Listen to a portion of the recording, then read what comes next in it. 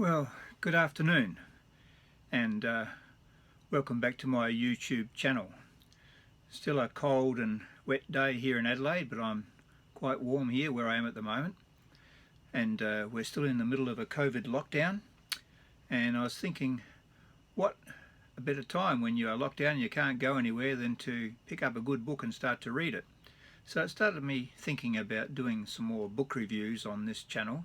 I've done a few, and I thought of one today that I might share with you, and it follows on from a post I did, a video on it was the 14th of May this year actually, and it said, are you a bird photographer or bird artist? What do you like the most? What's your thing? I like both bird art and bird photography, and I alluded to a few different books that I had on bird photography and bird art actually.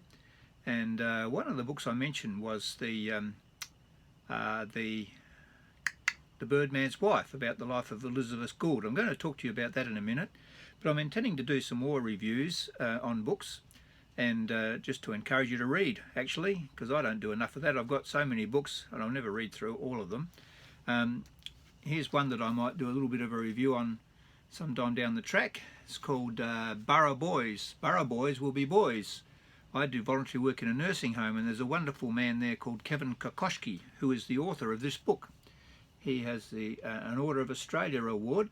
He was very involved in Radium Hill, which was a mining town in South Australia, and a lot of controversy there, and he did a lot of work in that area, and he's written quite several books, and I do love local books written by local authors. And he grew up in Burra, which was a mining town. It still is. Well, it's not mining anymore in South Australia. It's a wonderful historical place, and this is about his life as a child growing up in Burra. Some of the early residents of Burra actually lived in dugouts on the side of the Burra Creek, and he in his early childhood lived in a dugout himself. And it's a fascinating book, but I'm going to do a review of that one a bit later on. Wonderful man, great memory. Also, this one I got hold of a little while ago, and I'm reading it at the moment. I haven't got too far with it. It's quite a very heavy volume. It's a big solid book. And it's Frank Hurley, A Photographer's Life. He's probably one of the most well-known older Australian photographers, pioneering photographers, who had a famous expedition. He went with Douglas Mawson to the Antarctic many years ago. That's him on the front there taking photos in the Antarctic. And he's an Australian legend in Australian photography. I have some of his books. I'm going to, when I've finished that, I'll review some of his work. I've got some other of his books that he actually did himself, but this is about him. So that's Frank Hurley. So watch this space for that one. And then, so that brings me back now to The Birdman's Wife, Elizabeth Gould. Here's one of a book I have of some of John Gould's paintings. And this was The Birds of Great Britain actually. It's not the Australian one. He was famous for doing lots of stuff in Australia on Australian birds and parrots, and even one of our finches, the Gouldian finch, is named after him. But this was put together by his granddaughter, Maureen Lambourne, I think her name is, and she's done quite a few of these bird books. But a lot of the illustrations in this book were done by Elizabeth Gould herself, because John Gould himself, he was a great businessman. He wasn't necessarily such a great author. So this book came out a little while ago called The Birdman's Wife by Elizabeth Ashley. It's not full of illustrations. It's a story told in the first person, as if we are with Elizabeth herself. Elizabeth Gould herself, written by Melissa Ashley. I'll just read the and I'd encourage you to get hold of this if you're interested in these sort of things. I'll read a little bit from in the front cover on here, and about what the book's about, and then I'll just read some extracts. I'll do a little bit of a reading from it just to whet your appetite. Okay, so this is the Birdman's Wife by Melissa Ashley, an Australian artist, author, and I'll just read from inside the cover.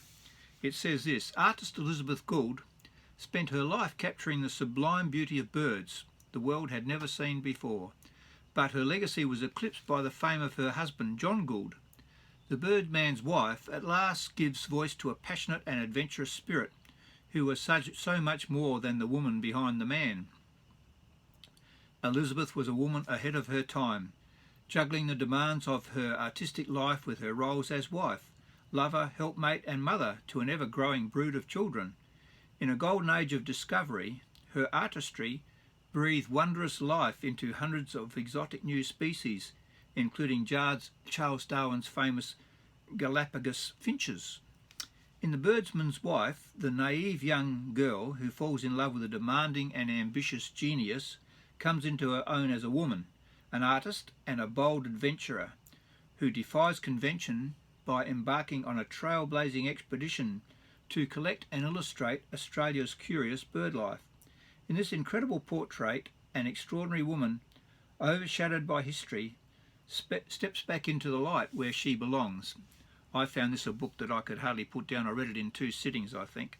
So I'm going to turn over here now. Part of their journey and of discovery and work was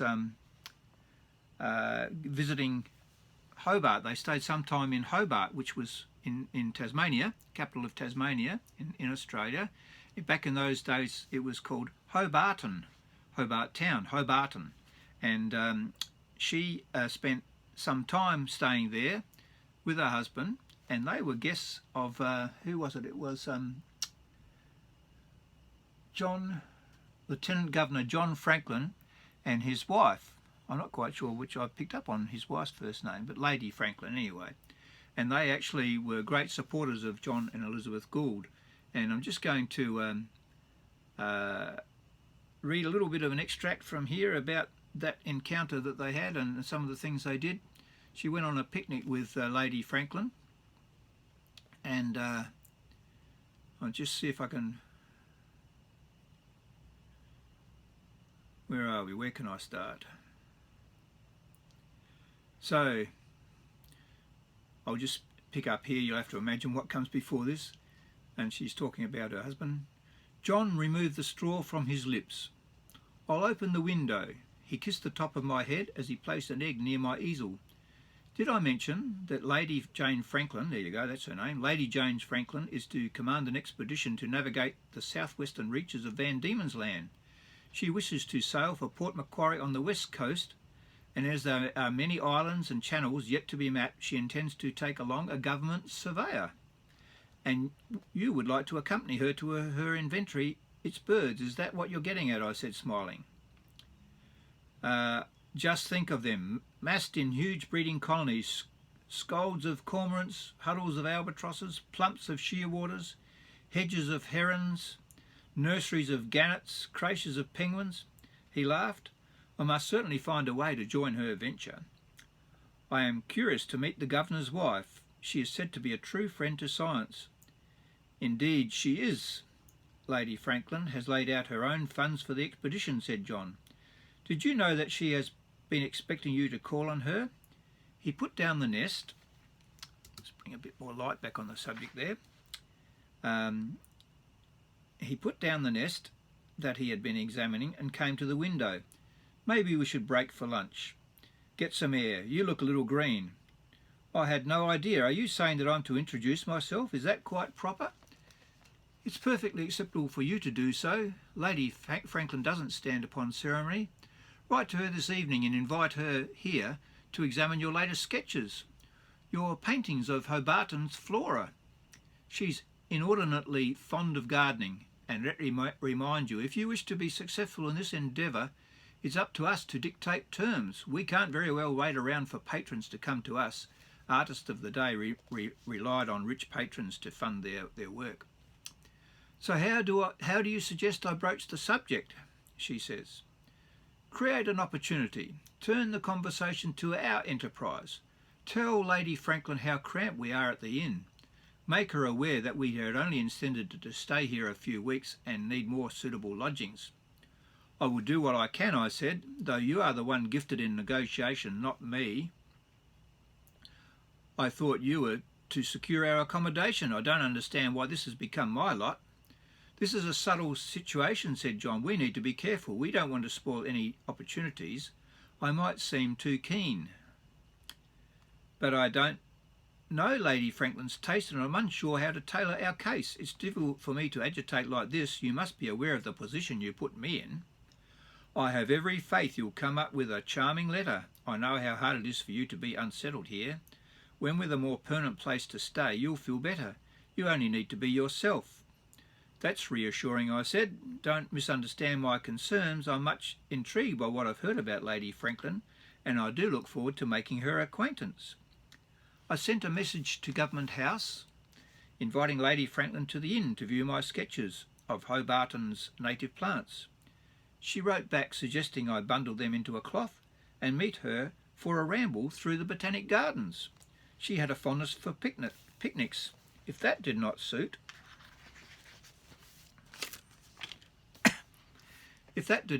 we could take the ferry to the slip dock at Port Arthur and inspect the progress made on a sloop that she was having built. A meander through the Botanic Gardens, of which I had seen but a tantalising glimpse, appealed to me the most. I returned the note, accepting Lady Franklin's counter-offer. I asked Mary to accompany me on the outing. We donned our best woolen dresses, shawls and bonnets, which we had starched with wheat flour, having no finer grain in our stock. As a final touch, I dabbed lavender water on my wrists and set a little chalk powder under my eyes. Am I presentable? I asked John, pirouetting to show off my finery. Perfection. You make a handsome picture, John smiled, kissing me on the brow. Around mid-morning, a buggy arrived from Government House to take us on the hour-long ride to the Botanic Gardens. The carriage itself cried out for a shine. The only sign it belonged to the Governor's fleet, a small insignia of the English crown on the door. The horses looked tired and old, but we were grateful for the courtesy. Excuse me. And by now we were well aware of the realities of life in the colonies. Following the example of my husband, who brought shooting and preserving equipment to every venture, the shooting equipment was to get specimens of the birds so that they could paint from a shot bird. I had packed my botanical knives and scissors and pressing album in case the opportunity for taking samples arose. My initial encounter with Lady Franklin was memorable for the unexpected view of her it presented. After a maid met our carriage at the gates and led us on a brisk march to the gardens, we rounded a corner to be met with Lady Franklin's jiggling rear end. She was tugging furiously at a hardy-stemmed weed, impertinent enough to impose itself on a magnificent display of King George roses, which I later discovered she had personally grafted. The stays in her house dress had been left off and her broad-brimmed hat flattened her curls. Her feet were shod in men's boots, enclosing her ankles and laced around the shins, unlike the soft slippers favoured by most women of her station. "Lady Franklin," announced the maid. Our hostess made a muffled cry of surprise and pushed upright to face us. She wiped a gloved hand across her brow and squinted through the strong morning sun at Mary and me. Her mouth formed a broad smile and she held out both arms. "Mrs. Gould," she said, "I finally have the pleasure." "Oh, but it's all mine," I answered, smiling delightedly back at her. "Come," she said, scraping the leaves off her skirt. She moved with light, energetic steps down an avenue of popular trees. We paused at a planting of native bushes. Without a word, Lady Franklin reached forward with a tiny sickle and lopped off the top branches of a banksia. "If you wish to try a new way to sweeten your tea, soak the shrub's flowers in water. The natives have been steeping it into a flavoursome drink for hundreds of years." "Thank you," I said, holding open my botanical folder for her to slip her offering inside. "I've been collecting and sketching the local plant varieties. There are some beauties here. You must lead me to them. I want to learn everything I can, and I cannot imagine a better guide than you with your enthusiasm for the colony's native flora." I could read on and on. Once you get into this book, you want to keep reading it. She was offered some really good accommodation via Lady Franklin, and her diplomacy, as encouraged by her husband John, paid off, and they were strong allies of the Goulds while they were doing all the work they did in Tasmania. They did spend some time here in South Australia, and I've got a really good book that was written about, garnered from all the diaries that they wrote about their visits to places around South Australia when they were doing all their birding things here, although I think it was mainly John, and Elizabeth wasn't probably with him at that time, I'm not sure. Anyway, that's just a little bit of a taste of The Birdman's Wife. and it's an enthralling book. And that's just a little bit of an encounter with someone else. It's not just about painting birds and drawing birds. It's much more than that. It's about the life of an amazing woman who had an amazing husband, but she was, you know, like they often say, that behind every great man there's an even greater woman, and I think in this case that was the case. I mean, he was the businessman, but she was really part of the brains behind it all, and also the artist, amongst others. So I'm going to put some links below to a post I did on this on my blog, and also the video that I was talking about earlier about are you a bird photographer or bird artist. So thanks for watching. I hope you found that interesting, and look for some of those other book reviews I'm going to be doing in the near future, because I have a room full of books here as well as a room full of cameras. So thanks for watching. Like if you like, subscribe if you wish, and I'll see you next time.